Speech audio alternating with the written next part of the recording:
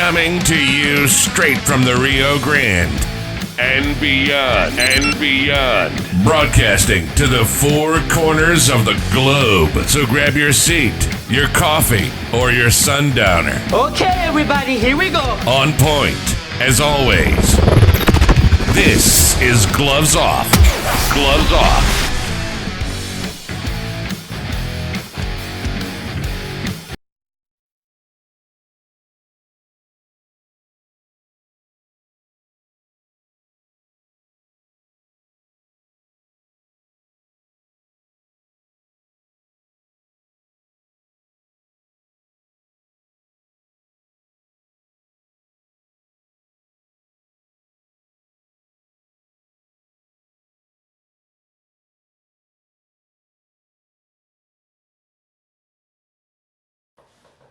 We're back at you in Gloves Off, and today I have a great guest, a great woman leader here in Webb County, Esther Degollado, Webb County District Clerk, and we're going to touch base a little bit. How are we doing? We're doing good. How have you been? Doing good. Staying busy. Awesome. Yes. How's everything in the department? How's accounting and how's everything? How's your intake? Well, we're keeping busy. We stay busy. A lot of cases coming in, and we're there to serve the public. Okay. For the folks out there, just explain what the district clerk does. Yes. I know that many people may not know what the district clerk's office entails. As a district clerk for Webb County, I am the custodian of records. We receive civil cases and criminal cases, and it is my responsibility to make sure that they're filed in its proper files. I support staff to the courts. We work very closely with different departments within the county and with law enforcement agencies. It is a very interesting office. I've always described the district clerk's office as the heart of the judicial system, because in reality, without the district clerk's office, the courts wouldn't be able to function. Yeah, because everybody's looking for all the different records, and you probably all have records dating back since its beginning, no? We have records dated back since the 1800s. Wow. In which right now we're working on a huge project that we're preserving and restoring historical records. It's a project that I have ongoing for the last few years already. It's been maybe, I want to say 6 years already that every year we preserve and restore historical records. And out of all those that you've seen, which is the most interesting you can say? Hey, this happened back here that nobody knows about. Which one would you say?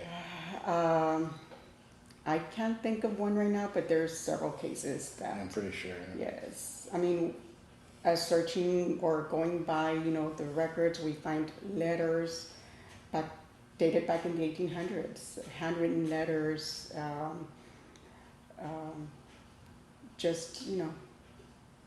different cases as well. Wow, that's interesting. And what else? What do you see? What would you like? I know now you're preserving. What would you like to see in the future that this goes? Do you think the county is the county preserving? Is it your department preserving this, or the other departments also doing some sort of?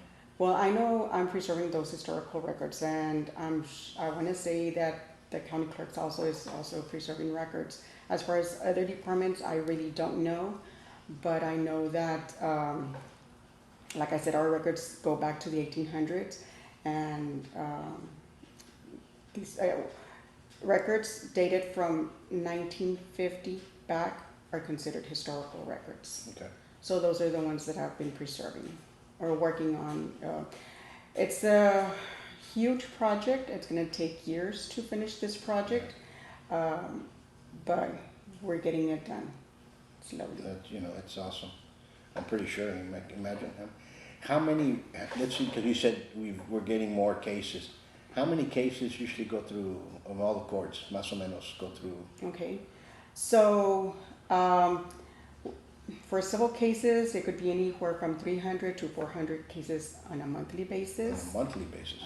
And that would be civil and family. Mm-hmm. In criminal, it varies as well, depending. Sure. Maybe an average of 75 cases.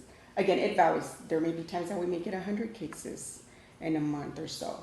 but it varies. But it does keep us very busy, especially, like all those civil cases that are coming in. So you're roughly putting in probably about 3,500 to 4,000 cases per year. Per year, yes. Yeah. That's not including the tax cases. No, yeah, of course. Tax cases is, we also get those, we get maybe, I know at one point we were getting close to 2,000 cases, and now it's gone down, but it's still, it still keeps us busy. And the way this thing's going, you're probably gonna see that skyrocket if we don't put a stop to it. Because we're in rough waters. Yes, yes. We're in rough waters, and people do not understand that we are, and elections have consequences, and we need to understand that, and we need to really see what we want to do with the things that are coming. Right. Because we're in rough waters throughout everything. I mean, that's my take in it. No, it is getting, like I said, I mean, the cases are increasing. There may be, like, for instance, December was a slow month, but we still got 300 cases, which is, not so slow, but it's... Now, if we look at those cases, and you say family and family court, would those be divorces and stuff like that? It would be divorces. So we see a lot of divorces Yes. in Webb County. Yes, I What want would to you say that in November we got about a little over 70 divorce cases. In December we got about 60 divorce cases. The divorce cases, I mean, we see them daily. Does that they're like 70 per month more or less? Yes. That's a lot of divorces per year. Yes, we do get a lot of divorces. Unfortunately, things may not be working, but yeah. Yeah. Well, that's in a way it's sad because you're seeing commitments that are being broken, but sometimes you can't. You have to, but what I look at those cases is what benefits the kids are the best. Correct. And sometimes you might not be able to live with somebody else, but you might divorce your wife or your ex-wife now, right? But you don't divorce your kids. You have to take care of them, and both people have to be cautious of that. Correct. Not be, they're mine, not yours. You're not gonna see them. And sometimes it might be best, for them to divorce and for the child not to be seeing them arguing. Absolutely. No, I agree with it. That's why Moses was given the act of divorce. If it wasn't for him, we wouldn't be divorcing. Yeah. So, it's interesting. Wow. So 70, you're looking about 1,000, 1,400 per year, more or less? More or less. It's an average, yeah. And how many people get married? Let's look at that. Well, that is at the county clerk's office. So they get the marriage license over there and they get divorced with us. Which I hate to say it, but yes, divorces are filed in my office. So how many marriages do we have? Are we balancing it out or no? Are we getting more divorces than marriages? I really don't know the number. That'll be interesting to find out. I can tell you that come next week, there's going to be a lot of them. Yeah, for every 14? Yes. That we do see a lot of people walking into the county clerk's office where they're getting, and we know it's for their marriage license because they come all dressed nicely. Yes. So for sure next week it's going to be busy. Is it going to be busy? Yes. That's an interesting. I'm gonna see if we have 70 more or less per over here. I'm gonna call our district clerk and say how many, just out of the blues, how many? How many county clerks? How many marriages per month, más o menos? Más o menos. Are we balancing it out? I really don't know. Because it might, that's an interesting thing. Mm-hmm. It's an interesting. That'd be interesting. Mm-hmm. Well, you got me thinking because we might not be sustaining it in the future. Right. And like I mentioned, I brought the numbers like from November and December, so it's pretty much the same every month. Every month, so it's so it's going to be wow. That's interesting. What else do you see that you might say that people do not? What else do you do there that people might not understand what you're doing? Okay, so aside from being the custodian of records, I'm also in charge for the central jury room. I know that many people get or call me like, why am I summoning them for jury duty? And so what they get by mail, before they used to get a postcard, which was the jury summons. And now, ever since COVID, things have changed. So what they receive by mail is a postcard, but it's a notification for jury qualification, meaning that they would have to go online or call the number on there and fill out the questionnaire. Once they fill out the questionnaire, we receive it, we review it, and we make sure that they do qualify. And if they do qualify, we put them in the qualified list, and those are the ones that we call for jury duty. Now, if the computer selects them to be called for a panel, once the judge, because the judges are the ones that request the panel, Sure. they'll let us know, we need a panel of so many jurors on this day. So we, on the system, we request, let's say 120 jurors to report on this day. So what we do now is we send them a text or an email. That's why it is very important that when they fill out the questionnaire that they include their cell number and their email address, because this is how we summon them now. Ever since COVID, we had to do it this way, so we kept it because it has been working. And this is how we summon jurors now. Sure. And we're using the word COVID as the pandemic, and because YouTube will nail it. But it's crazy. Mm-hmm. But what happens if somebody doesn't report it? Well, if they don't, Do they something we happens send to a somebody?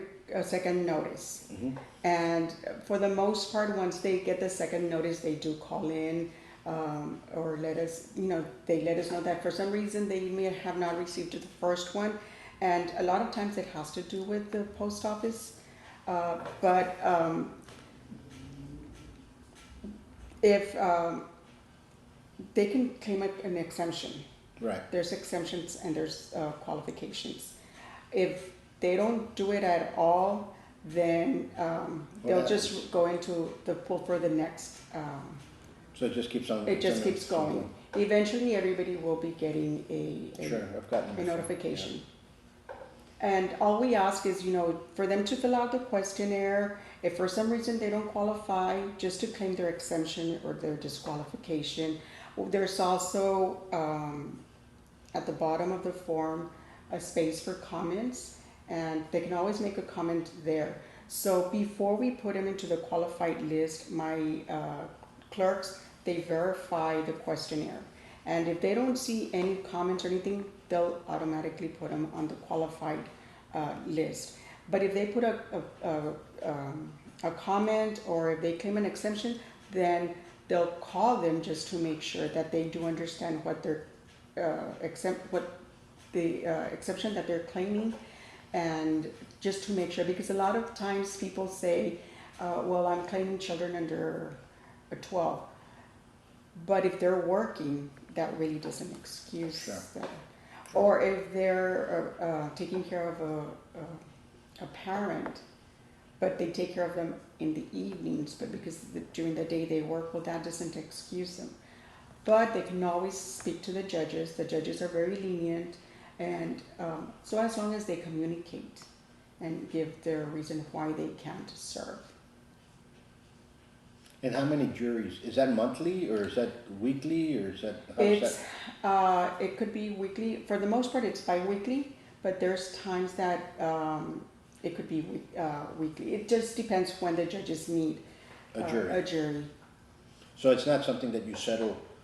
Okay, we're going to pick all these juries February for all these courts in March and la la la. It can be weekly. That's what you're saying. This is ongoing. Yes. For instance, if the court tells us, okay, we need a panel for Monday. I think it's the 12th. Mm. We already have, I think there were 4 panels being requested. So we summoned 4 different panels to report to the courts at a certain time, and it tells them the date. And let's say you're typical.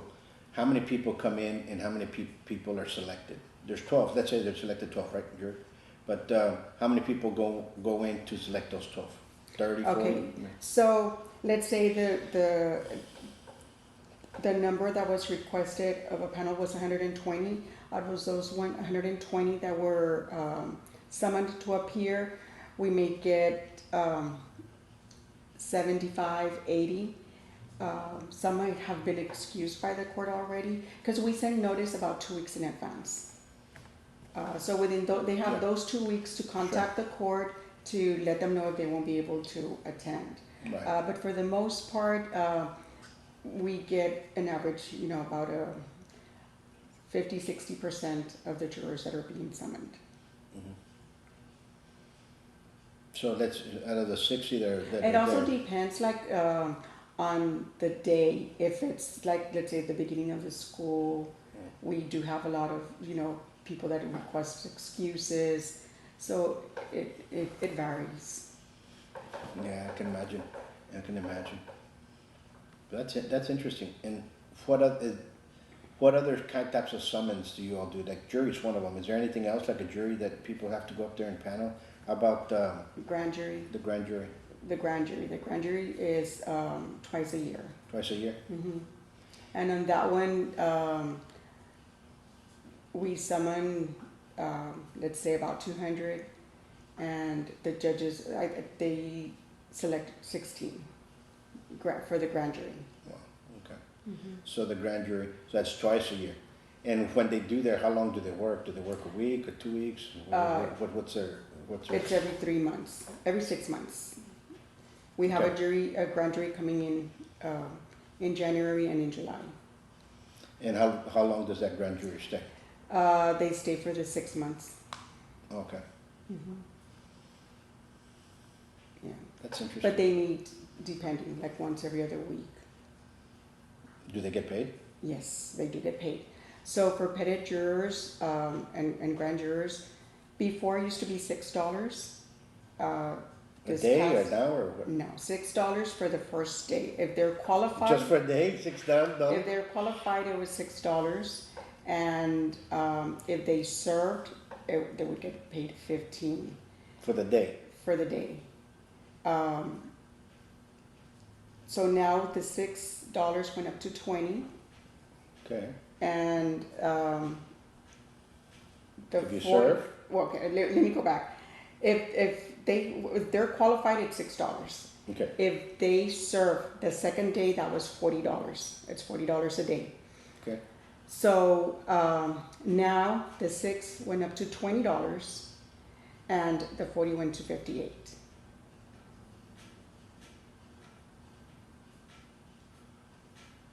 So And you can be there indefinitely if you get a case that continues for a week, 2 weeks, and so on. it just depends how long the case is going to last. Right? Mm-hmm. And how much do the grand juries get paid? Jurors get paid? The same. The same? The same amount. $58 Mm-hmm. if they're used. And it doesn't matter because they're going to be used over and over, right? Yes. Mm-hmm. That's interesting. Now I know how come people don't want to put their exceptions. Yeah, but as Americans, it is our duty. It is our duty. It is our duty to If you're serve in the voting. jury. Yes, it is one of the rights that we have and a duty that we have to serve in a jury. And it's good in a way, and it's a good system, Mm-hmm. and we just have to abide by it, Right. That's the price of freedom, and not everybody gets a chance. For most people, will get summons to go inside. Yes. It's a good percentage. No, it is. Yeah, I mean I've gone. And it's very interesting to serve in a jury. I know that I've had people at first when they get there, but why did you call me? Like, I get nervous, I really don't like doing this. And it so happened that they get selected to serve. And at the end of their service, oh my gosh, it was very interesting. I'm glad that I was able to serve. So you have the ones, people tend to get nervous when they're in the courtroom, but they really shouldn't.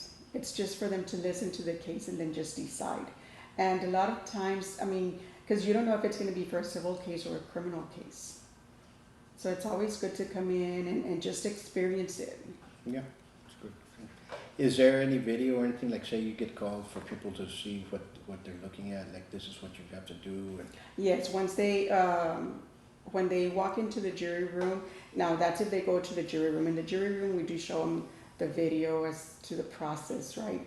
But now, like I mentioned, after COVID, the panels, some of the panels go straight to the court. And once they're in the court, they start right away. Could a jury be summoned in the middle of a court? Or no? Either you start with a jury or you don't, or like say the court's going on and say, okay, now we need a jury? Oh, no, You can't, either yes or no? They know if it's gonna be a jury trial or not. I mean, like I mentioned to you, we summon them 2 weeks in advance. The judges have to, they schedule their calendars in advance if it's gonna be a jury trial or not. And we need to notify people 2 weeks in advance or more for them to make plans to appear. What's the longest jury serving that we've had here in Canada that you remember under your watch? Under my watch. A week, 2 weeks, month? I want to say the murder trials that took place, the Burgos and the Ortiz, those lasted they were lengthy trials. They were lengthy. One of them was in San Antonio, the Ortiz, and did they go from here over there, or did they pick them over there? no, they picked them over there. But the Burgos was lengthy too. Yeah. And that one was here. Wow. Mm-hmm. Wow. We also, at my office, we also do passports. I have some of my deputies are also agents for passports. So anyone interested in applying for the passport, they're more than welcome to come to my office. We're open from 8 to 4. That's the time that we take the applications. 8 to 4? From 8. The office is open from 8 to 5. And what do we need to do a passport? Okay, to do a passport, you need your long form birth certificate, a valid ID, 2 separate money orders, one payable to the state and one to the facility, and the application. The application needs to be filled in black ink. Okay.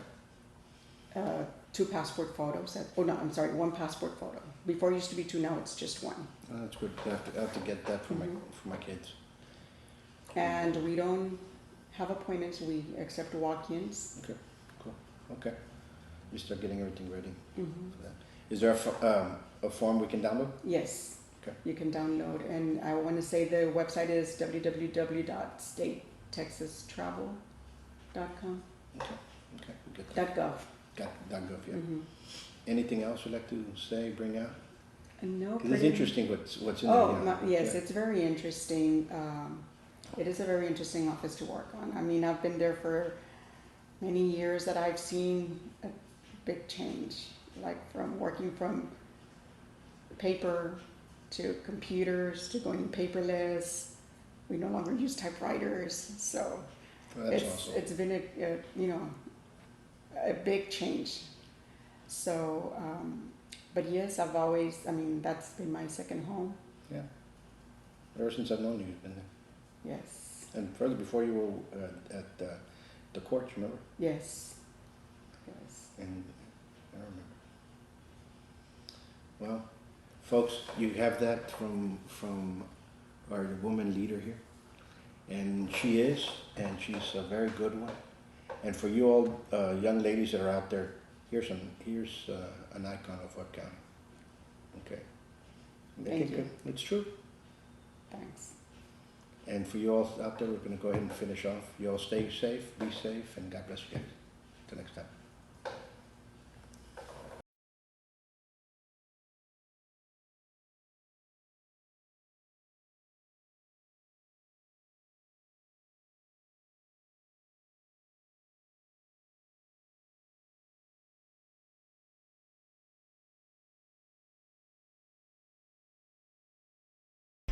Have you ever wondered about what happens in a martial arts studio?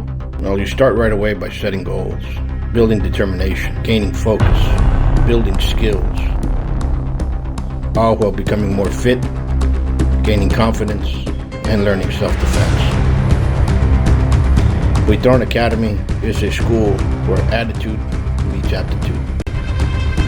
So give us a call at 956-401-4868.